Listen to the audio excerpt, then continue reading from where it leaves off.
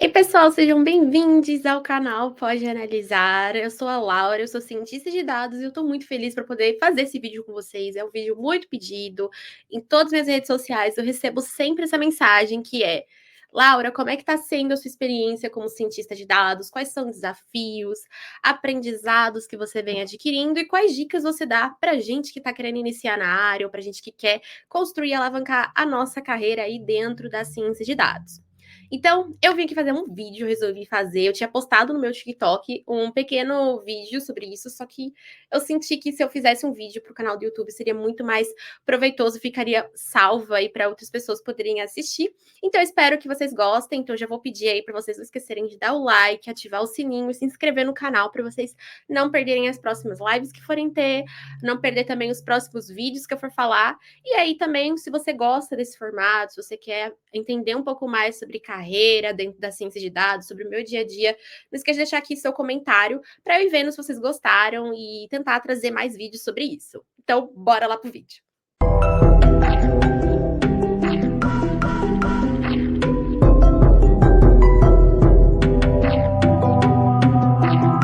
Bom, gente, para quem não me conhece, meu nome é Laura, eu sou cientista de dados sênior atualmente e durante toda a minha jornada eu trabalhei em empresas multinacionais, tá? Então, eu iniciei minha carreira em uma multinacional de tecnologia e hoje eu trabalho em uma outra multinacional, mas voltada para outro setor, tá? Ou seja, inglês é bem recorrente no meu dia a dia. Eu tenho muito contato com pessoas de outros países. Escreve aqui se vocês querem vídeos sobre como está sendo uma experiência com inglês sendo uma cientista de dados. Então vai ser bem legal esse vídeo, se vocês quiserem, eu faço. Então, trabalhar na multinacional, você tem esse grande benefício, que é você tem contato com pessoas de outros países. Então, eu já participei de projetos voltados em Norla, que é México. Já trabalhei também com outras pessoas de países aqui da América Latina, como Argentina. Tem muito benefício trabalhar em multinacional, fora a questão de carreira, né? Que muitas vezes, dependendo da empresa, você já tem um plano de carreira muito bem estruturado. Lembrando que isso não é uma regra, tá? Existem várias exceções. Iniciei na área de dados em 2019, só que é importante reforçar que eu entrei na área de dados por conta da inteligência artificial. Então, eu sempre quis trabalhar com inteligência artificial e ser cientista. Então, eu sou cientista de formação, eu sou cientista da computação, e atualmente eu faço mestrado em ciência da computação, com foco maior em inteligência artificial. Então, eu gosto muito desse poder de conseguir construir soluções voltadas, né, para a inteligência artificial. Então, soluções inteligentes que consigam ajudar e resolver problemas da nossa sociedade, né? E aí, desde o início, eu queria muito trabalhar com inteligência artificial. E aí, é até uma dica que eu deixo para vocês, para quem está no início de carreira e para quem já é estagiário em alguma empresa. Eu trabalhava antes disso. Essa não foi minha primeira experiência profissional, tá? Antes disso, em 2018, eu já trabalhava em uma outra empresa, era uma startup aqui em São Paulo. E aí eu trabalhava como QA, que é Quality Assurance, né? Então eu já trabalhava muito mais voltado para a parte de testes, né? Então os desenvolvedores, eles constroem as plataformas e eu era aquela profissional que testava para ver se as funcionalidades daquela plataforma, os botões, a estrutura do site, se ela estava de acordo com o que era esperado pelo usuário, né? De acordo com o que foi traçado anteriormente, o que foi estipulado. Mas não era isso que eu queria fazer, não era isso que eu gostava. E desde a faculdade, nós somos sempre alimentados, na faculdade de computação, principalmente, nós somos alimentados por aquela ideologia de construirmos apenas desenvolvedores. Agora eu tô sentindo que tá mudando bastante algumas faculdades de tecnologia, mas na minha época, eu iniciei a faculdade em 2017, era muito recorrente isso do tipo, cara, só existe carreira para dev.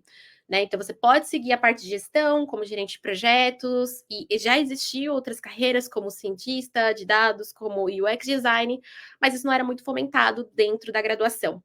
E desde o início eu nunca gostei muito dessa área, né? Dessa parte de ser desenvolvedor, conexão com a API, gente, nunca gostei.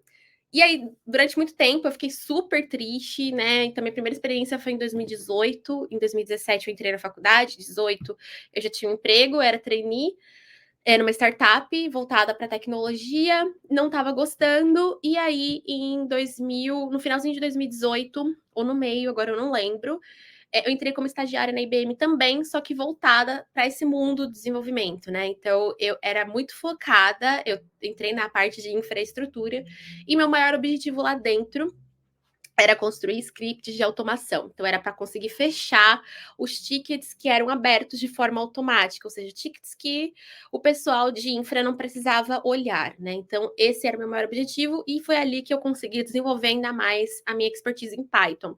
Na minha experiência também, dentro da IBM. Então, a IBM foi a minha primeira empresa, assim, multinacional que eu tive contato e que eu tive minha primeira oportunidade, né, voltado para dados. Mas em 2018 eu era estagiária em infraestrutura, então era mais focado para isso. E aí, ao longo desse período, durante a faculdade, isso fomentava muito a discussão de inteligência artificial, principalmente por um dos meus professores. E aí, esse professor, ele me convidou para fazer parte de uma iniciação científica.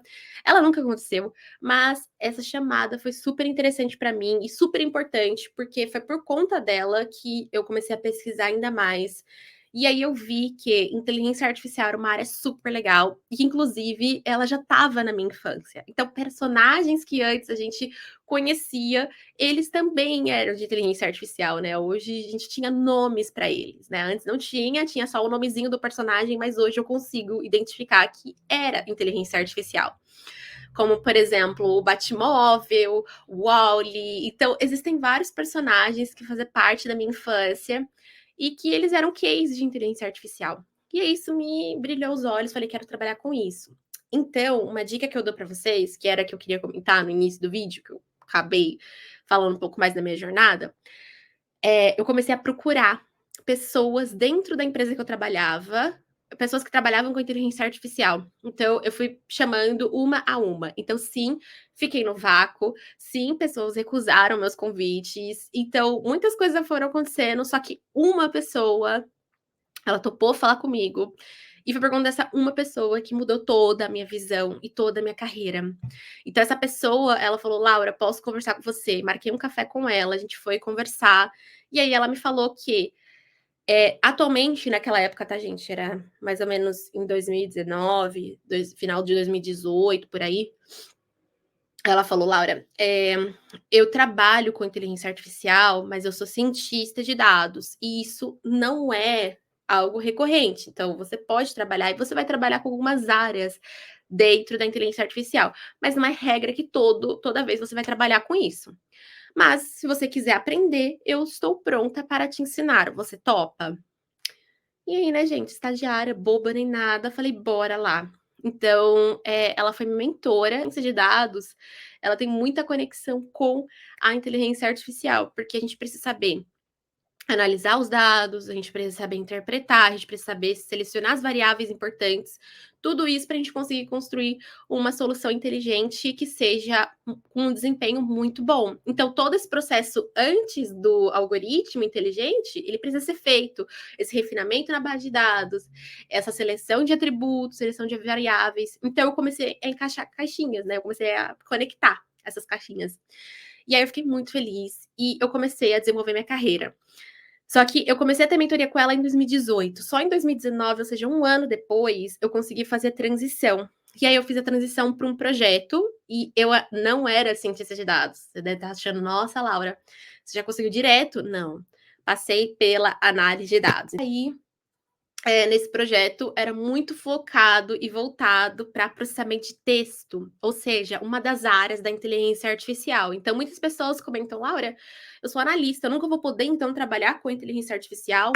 Tu vai poder sim, dependendo da pergunta, dependendo do projeto se desenvolver, você vai trabalhar. E eu era um caso, né? Então, eu era estagiária em análise de dados, e ali eu exercia esse papel de trabalhar com técnicas de inteligência artificial voltadas para processamento de texto que conseguisse ajudar ali o stakeholder a responder as perguntas que ele tinha, né? Então, eu analisava muito textos de interações de um chatbot que eles tinham, e aí eles queriam analisar se o chatbot estava respondendo as perguntas, quando que ele não respondia, quais eram as perguntas mais frequentes. Então, era questão mais de análise de comportamento dos usuários e também comportamento do próprio chatbot, que é uma inteligência artificial, né? E, só que mesmo eu trabalhando um pouquinho com essas técnicas de inteligência artificial, meu foco sempre foi ciência de dados. Então, eu consegui só em 2020, ou seja, mais um ano, para eu conseguir migrar. E aí, eu virei estagiária em ciência de dados e também focado para clientes externos. Então, eu trabalhava em um projeto de um outro cliente da IBM. E lá eu construía modelos de machine learning para fazer previsões para o futuro. Machine learning, uma outra área da inteligência artificial, né? Então, atualmente eu tenho experiência em duas áreas da IA, que é NLP, que é a parte de processamento de texto, e machine learning, né, que é essa parte de fazer classificação, previsão para o futuro. E aí eu estava muito feliz que eu estava de fato trabalhando na parte científica, de fato construindo coisas inteligentes. E foi muito bom aquela experiência, então menos de 2 meses eu já fui promovida, porque eles sentiram que eu já estava pronta, porque de fato, gente, desde 2018 eu estava estudando, então em 2020 eu já tinha um grande conhecimento já para virar júnior. Então eu saí de estagiária, virei júnior, e aí foi tudo incrível. Eu fiquei naquele projeto e depois esse projeto se estendeu para outros momentos, né? Eu trabalhava muito em projetos de meio ambiente, ou seja, a construção desses modelos inteligentes para ajudar indústrias a terem menos impacto no meio ambiente, na sociedade. Então, tinha todo esse viés social que eu gostava bastante, que eu ainda gosto muito, tinha todo esse propósito. E aí foi muito bom, tá? E depois disso, se eu não me engano, em 2022, foi 2022, eu saí da IBM e eu entrei numa outra empresa multinacional, né? Então eu saí de uma indústria de tecnologia e fui para uma indústria mais focada para agricultura e farmácia. Estou até hoje, então eu completei um ano em outubro, um ano como sênior, e aí durante toda a minha trajetória, desde 2020, vamos contar, vai, desde 2019, foi a primeira oportunidade em dados, até 2024, eu tenho muito conhecimento aí, e aí tem muitos desafios que eu fui enfrentando e aprendizados, e aí eu quero muito falar com vocês sobre isso, tá? Então, esse foi um panorama geral de quem eu sou, e aí agora, e a minha experiência, né, minha trajetória. E agora eu vou falar um pouco mais sobre dicas que eu quero dar para vocês, de aprendizados que eu tive. O primeiro ponto aqui que eu quero falar é sobre os meus primeiros desafios que eu enfrentei no início, ou seja, quando eu queria entrar na área de dados, os principais desafios que eu enfrentei ali.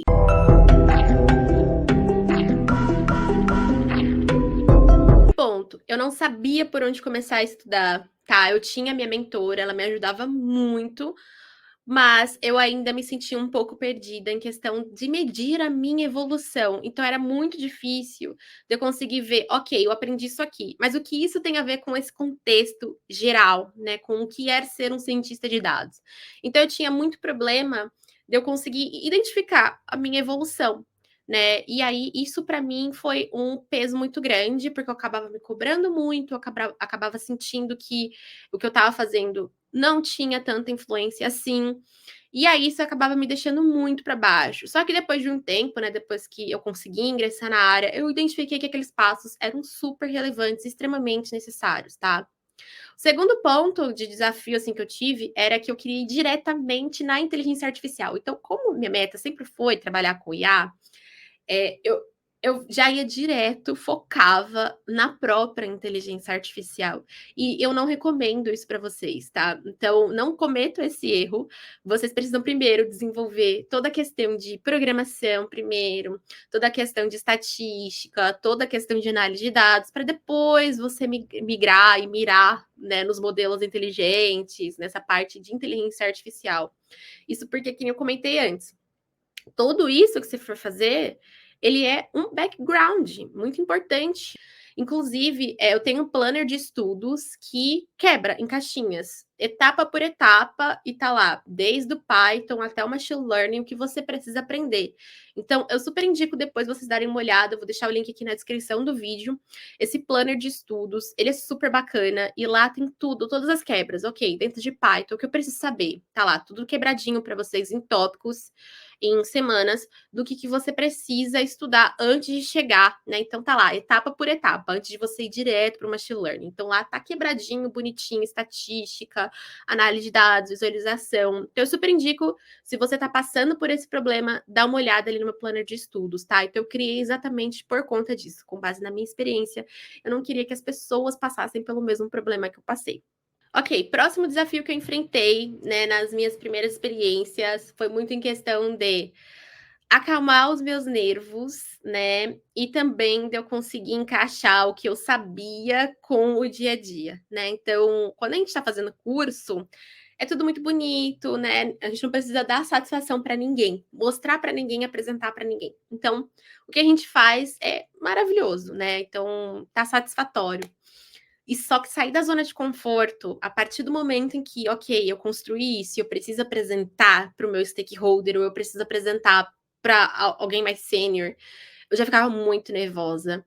E esse nervosismo, ele era muito real, tanto que eu gaguejava nas reuniões, na frente de cliente, eu gaguejava, eu ficava muito vermelha, eu começava a suar, gente, eu empelotava tudo, ó, tudo ficava vermelho, tudo. E mesmo eu tendo experiências com palestras, naquela época eu já palestrava, eu ficava muito nervosa quando o contexto era empresa, quando o contexto era minha carreira, eu ficava muito nervosa. E aí eu ficava toda suada, a ansiedade atacava. Só que eu acho que é super normal você passar por esse momento de estresse, você sai da zona de conforto, você vai passar por essas situações. É importante você passar, porque, por exemplo, hoje em dia eu sei lidar muito melhor com isso. Não vou falar que 100% minha ansiedade não ataca. Tá, ataca, tá? Eu ainda fico vermelha, ainda sou bastante, mas eu sei lidar melhor com a situação. Então é importante vocês não bloquearem, vocês não travarem. Você precisa ir, você precisa continuar. Ou seja, minha primeira apresentação foi horrível, tá, gente? Gaguejei sim, é, o cliente falava e eu ficava, tipo, muda, não conseguia trabalhar uma comunicação ali, então foi horrível, mas a segunda vez foi um pouquinho melhor, né, às vezes eu conseguia, às vezes, responder, falar sim, né, para o que o cliente estava falando, terceira vez e vai indo, gente, e aí você vai aprendendo de pouquinho em pouquinho. Nossa, eu lembro quando o meu colega de trabalho, eu trabalhava junto com outros cientistas, né, e eram 2 nesse projeto que eu estava, no meu primeiro projeto de ciência de dados, lá em 2020.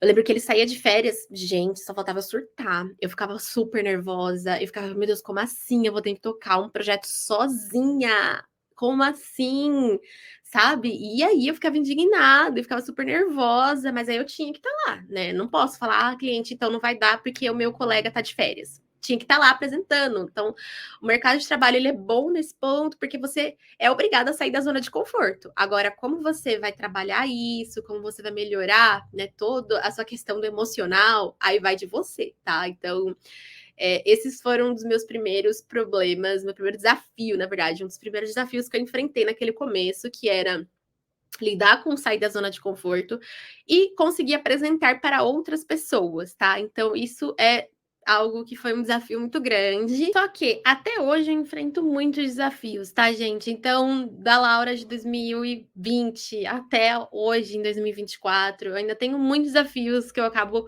passando. Tudo bem que são desafios diferentes, né? Então, outras vezes são os mesmos, tá? Questão de nervosismo ainda acontece muito, né? Principalmente quando eu tô lidando com contextos diferentes. Tem alguns desafios que são envolvidos por conta de novos projetos que eu fui incluída, questão de também expectativas diferentes dentro do que é exigido de um cientista de dados sênior.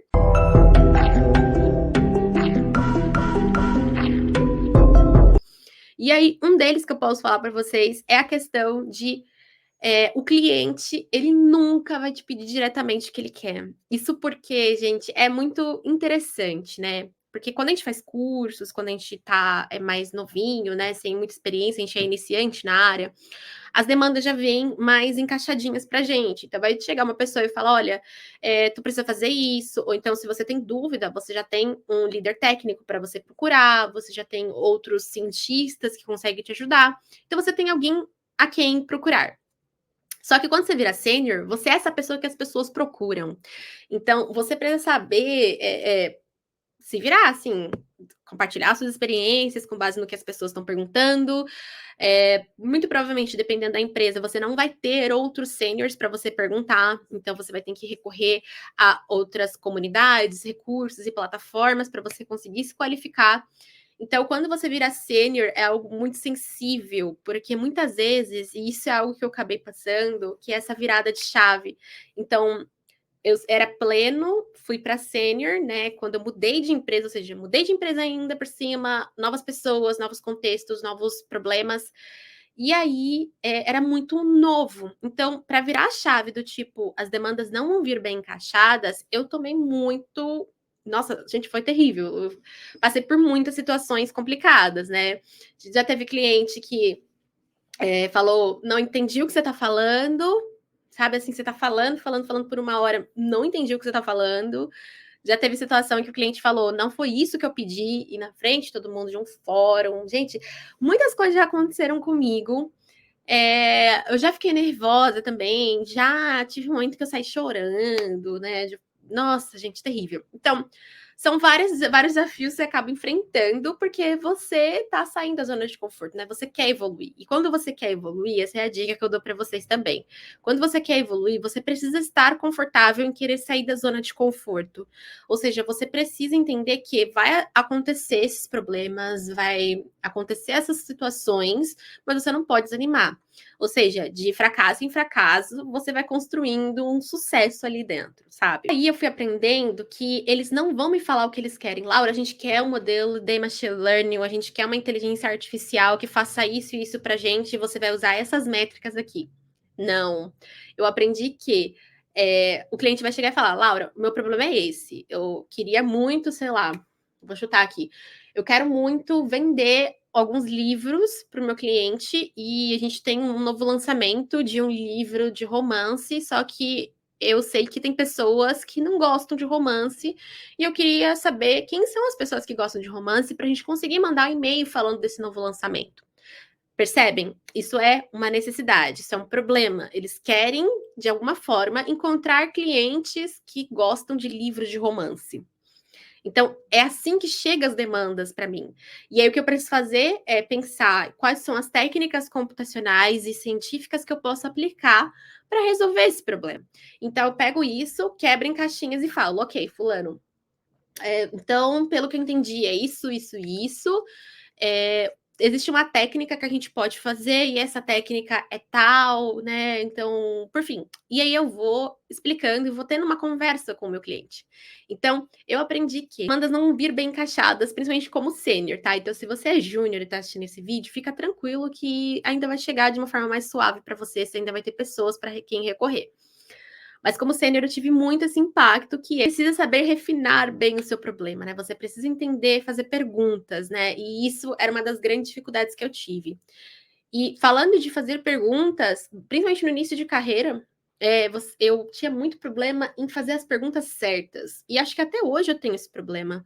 Que ele quer isso aqui, mas por que ele quer isso aqui? Qual que é o impacto que isso vai gerar? Se eu usar tal métrica, eu vou conseguir avaliar se a gente está chegando nesse impacto?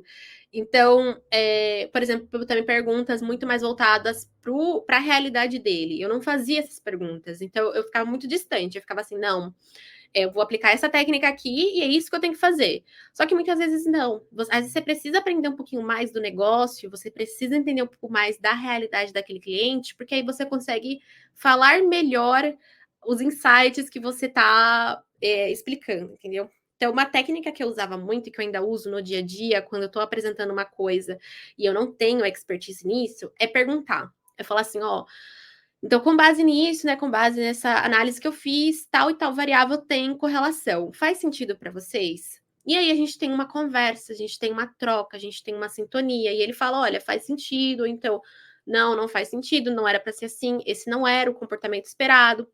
Então você consegue ir evoluindo e aprendendo mais. E aí, sempre, gente, tomem nota. Sempre anotem tudo que você for ter de reunião com o stakeholder. Anote tudo discussões, o que ficou alinhado. É sempre importante você anotar e não só confiar na sua cabeça, porque fica meio que documentado e registrado. Então, se você precisar conversar com as pessoas, falar, não, fulano, na última reunião a gente acordou isso, isso, isso. Então, é super importante que é uma forma de você se proteger também, tá? Isso é super relevante. Eu tenho vários cadernos desde 2019 que eu anoto tudo, tudo. Reunião com o meu time, reunião com o meu cliente, reunião com o meu gerente, tudo. Um outro desafio que eu ando enfrentando bastante é gerenciamento de expectativas. Cara, palavra bonita, né? Essa é uma das mais difíceis e também foi algo que, desde o início eu sofri muito, que lida muito com essa skill de negociação. O seu stakeholder, muitas vezes, né, o seu cliente, ele vai exigir que as coisas sejam feitas no tempo dele, que as coisas precisam ser entregues com maior velocidade possível. Então, se você perguntar prazo, normalmente ele vai te dar o prazo mais rápido que ele quer. Só que a gente sabe que aplicar técnicas computacionais e também dependendo do problema, pode ser um problema novo que você precisa estudar uma técnica, vai demandar um tempo maior, né? Então a gente sabe, nós temos essa expertise técnica de que muitas vezes talvez não seja viável. E aí você precisa saber negociar, você precisa saber mostrar o seu ponto, ou seja, olha, fulano, não vai dar, porque essas são as etapas que a gente tem que fazer, e para esse prazo, né, para esse tempo que você quer, eu consigo te entregar até isso aqui. E até isso aqui tá bom para você? Ah, não tá. Então tá bom. Se não tá bom, vamos então diminuir? Que tal ao invés de eu te dar tudo isso, eu te dar uma parte, essa parte aqui, ela te ajuda a você ir evoluindo na sua tarefa? Ah, ajuda. Então você precisa saber negociar e também saber gerir expectativas, questão de prazo, pessoas que vão estar envolvidas, ou seja, olha, fulano, isso aqui vai além do meu escopo, vou precisar passar para um outro time, sei lá, o time de engenharia, para eles construírem esse pipeline de forma automática, para você sempre ter isso. Então, preciso ter, vamos ter aqui um outro recurso que vai nos ajudar, e aí vai depender muito também da priorização desse outro recurso. Então, vamos precisar ali falar com o time sei lá, o time dos engenheiros de dados para a gente poder ter uma priorização maior. E aí você vai trazendo mais transparência para o seu cliente. Então é importante sempre deixar claro para eles que não é magia. Existem uma série de etapas que você precisa fazer, que tem prazos diferentes, talvez vai exigir recursos e pessoas com skills diferentes e que vai depender da questão de priorização. Então, gerenciamento de expectativas e negociação é algo que eu venho evoluindo e aprendendo constantemente, tá? Então, vai ter muitos erros. Então, teve muitas vezes em que eu já prometi coisas que não eram viáveis, aí eu tinha que fazer hora extra para conseguir entregar. Isso desde o início da minha carreira, tá, gente? Então, é muito difícil, às vezes, falar não. E é mais difícil ainda você tentar mudar a cabeça da outra pessoa. Então, muitas vezes você não vai conseguir mudar, mas então você consegue pelo menos mostrar para ele a dimensão do problema e até onde você consegue entregar. Então, esse é um desafio muito grande. Acho que para pessoas desde júniores até seniors, as pessoas acabam enfrentando muito isso, que é esse gerenciamento de expectativas. E o que o meu gerente costuma falar bastante, que é gerenciamento de stakeholder. Um outro ponto de desafio, muitas vezes, é a comunicação, né? A forma como a gente expressa os nossos insights, nossos resultados, a forma como a gente explica a metodologia que a gente aplicou. E aí eu já comentei com vocês na última situação em que chegou um cliente, esperou falar por 1 hora e falou: olha, não entendi nada do que você falou. Então, foi um grande erro meu, talvez, não, pois não. Foi um grande erro meu na questão da estrutura da apresentação e também talvez a linguagem que eu utilizei. Então, você saber comunicar de forma efetiva e de forma assim assertiva os insights que você teve é uma arte, assim, eu acho que é uma arte. A pessoa tem que ter um dom muito grande, porque dependendo com quem você for falar, então é sempre importante. Eu vou deixar aqui algumas dicas, depois eu posso fazer só um vídeo sobre isso, que é dicas de comunicação para cientistas de dados. O seguinte, primeiro ponto, você precisa saber o seu público-alvo. Ou seja, se meu cliente ele é uma pessoa não técnica, eu preciso tratar com uma abordagem. Se meu cliente já é, por exemplo, outro cientista, é uma abordagem diferente. Se meu cliente é um gerente, ele quer entender outros resultados, então é outra abordagem. Então, já teve vários cenários que eu já fui conversando com outros cientistas, em que, por exemplo, o cientista escolheu Boxplot como visualização.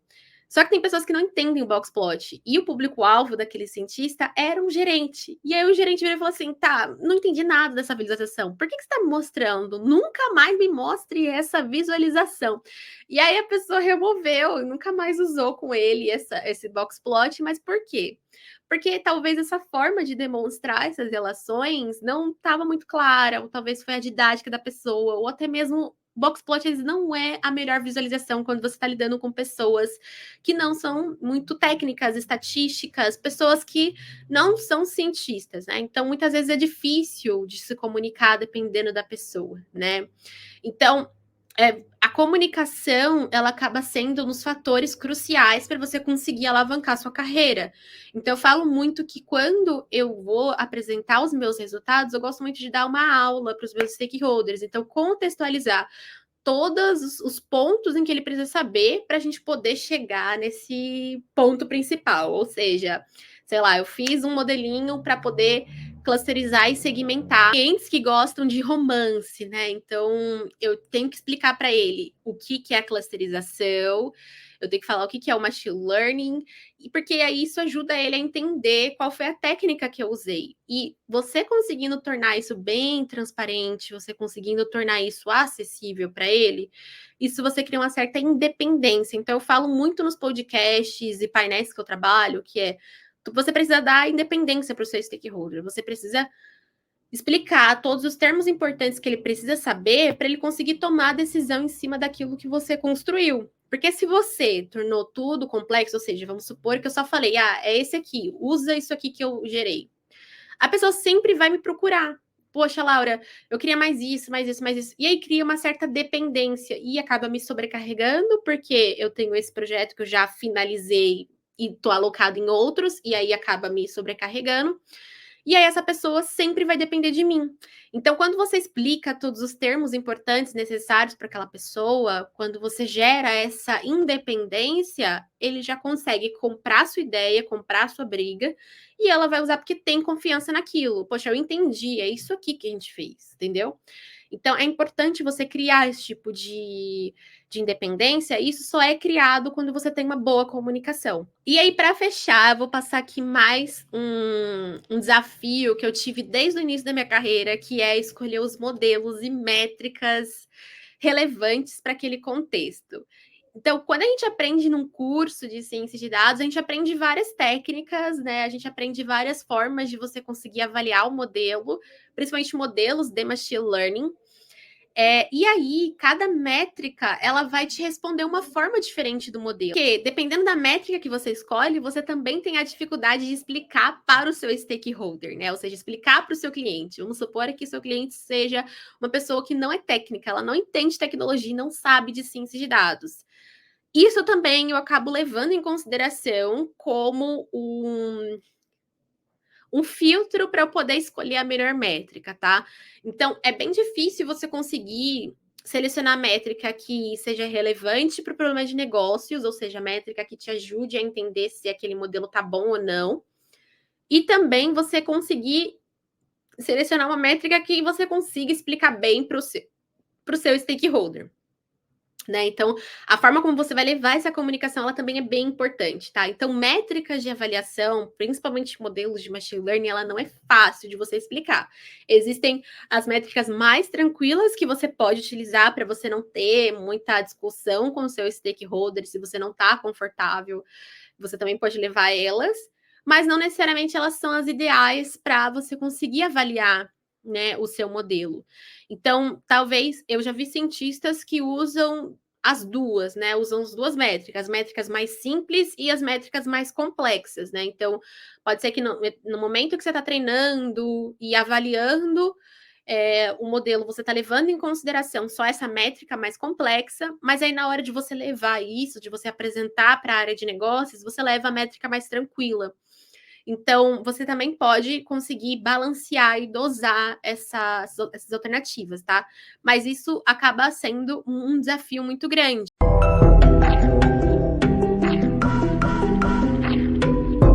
Só que aí, gente, eu falei de alguns problemas que eu enfrentei, alguns desafios, na verdade. E aí, esses desafios, eles acabam me ajudando muito, porque traz muito aprendizado e crescimento profissional. Então, esses desafios, esses obstáculos que a gente enfrenta, esses momentos de vergonha, eles nos ajudam a crescer. E aí, falando sobre crescimento, existem alguns pontos que me ajudou muito para eu conseguir trabalhar isso em mim.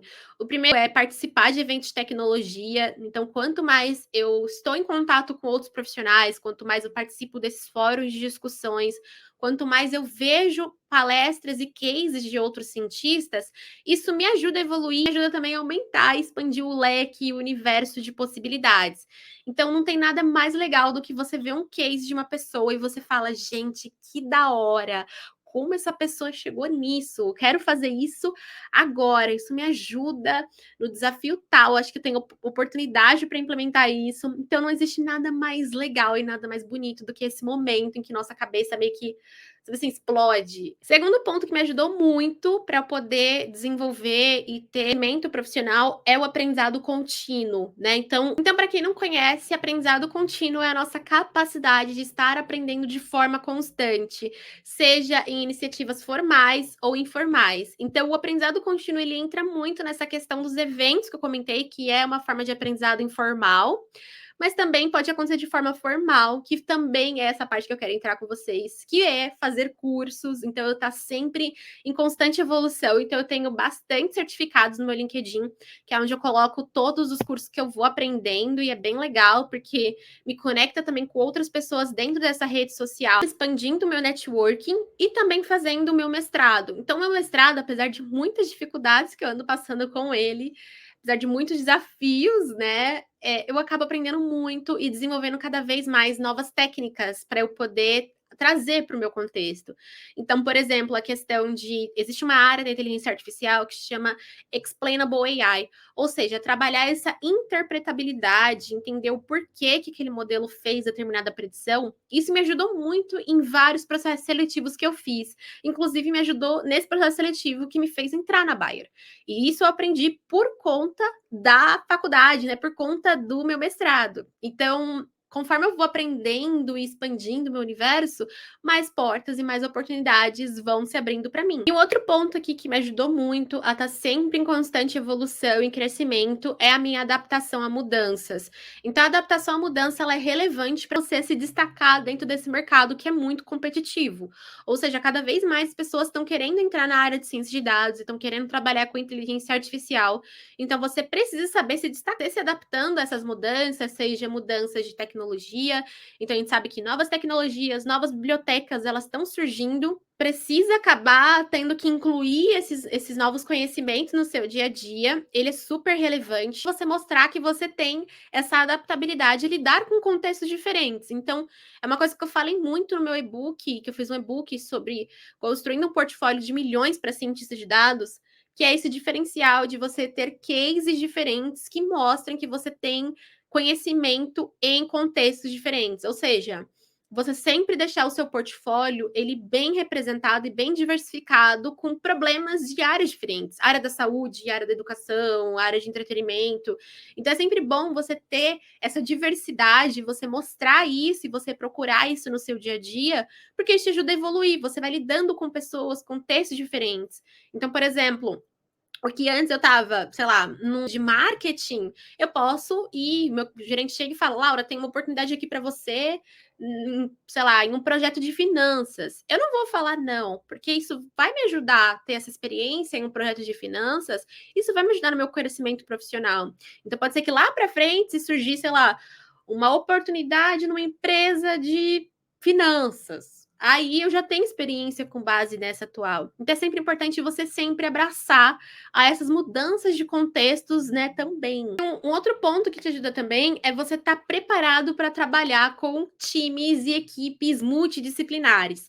Ou seja, eu comentei com vocês que eu tenho muito contato com o meu stakeholder, ou seja, o meu stakeholder, ele tem conhecimento naquela coisa que ele, sabe assim, naquela caixinha dele. E aí, o meu stakeholder pode ser um cara muito especialista em marketing, ou pode ser um gerente de uma área, né, que vai tomar essa decisão.